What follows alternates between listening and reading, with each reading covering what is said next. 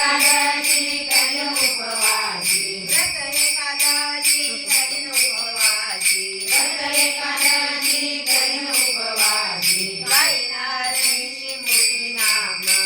गाईना ऋषी मुखी नाम गाईना ऋषी मुखी नाम